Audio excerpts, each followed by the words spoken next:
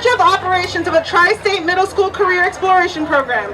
She's co-founder of Parents Leading for Educational Equity, which is a parent-led grassroots organization with the mission to fight for the voice of parents in education decision-making. Founder and board president of Stop the Wait, RI. She's an educator, community organizer, and political candidate. Janie Segui Rodriguez, welcome. Woo! Just want to clarify, I am not a political candidate and don't plan to be. My name is Janie Segui Rodriguez. I'm Afro-Latinx, a mom of 2 daughters, a parent advocate, a member of the board of directors of the Women Project, a statewide organization harnessing the power of art, advocacy, and community organizing. As a woman of color, it is all too clear to me there is no equity or dignity for women of color if we do not get to control our bodies and our futures. That absolutely demands that we do all we can to stop bans on abortion. We most recently have seen in Texas and policies like the one here in Rhode Island that take away health care coverage for abortion for low-income people who use Medicaid to get their health care. We must also rally for birth justice and maternal justice.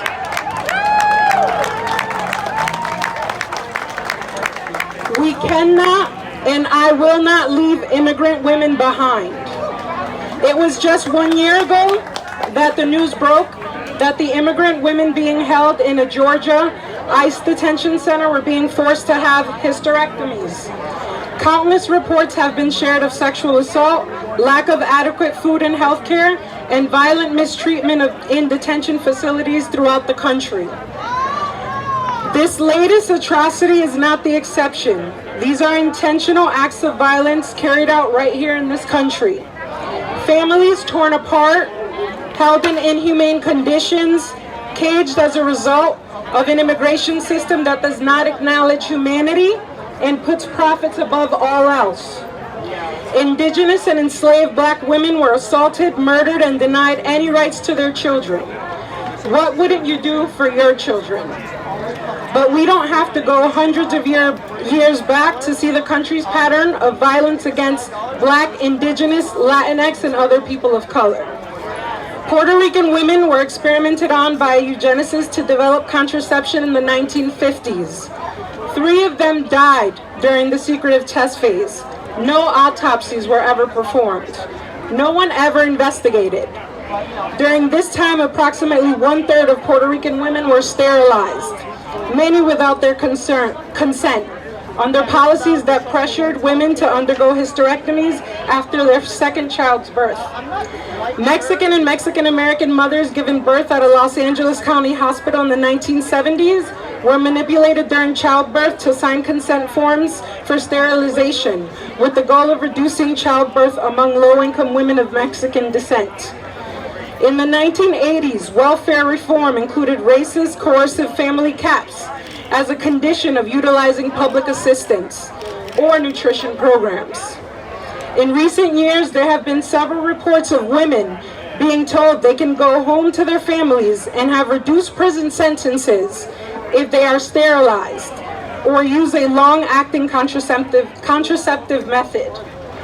And just in the past year, we have seen countless attempts to take away the ability to make our own decisions about our bodies and how we build our families through bans on access to abortion.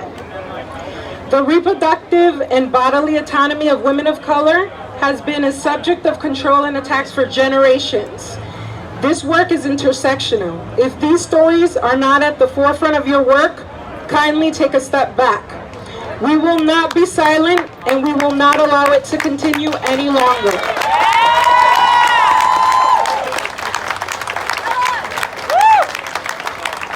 Our education system doesn't even mandate thorough sex education in schools right here in Rhode Island.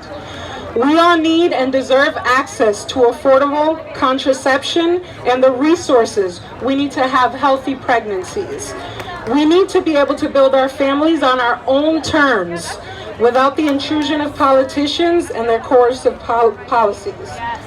Politicians, prison wardens, or hospital administrators should not be given the power to make decisions about our bodies, our health, or our families.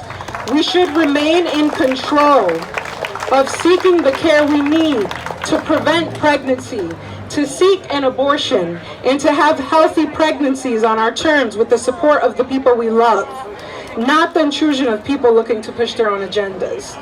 For the record, there is no way to detain people in cages and have any care, dignity, or basic human rights.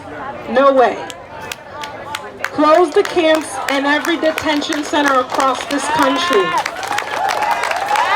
So I'll say it again, close the camps and every detention center across the country. We need to completely rebuild our immigration system with the input and leadership of our communities. We must get rid of any attempt to control or limit how we build our families, the kinds of health care we can get, and let me be clear that anyone who wants an abortion can get one without judgment or barriers.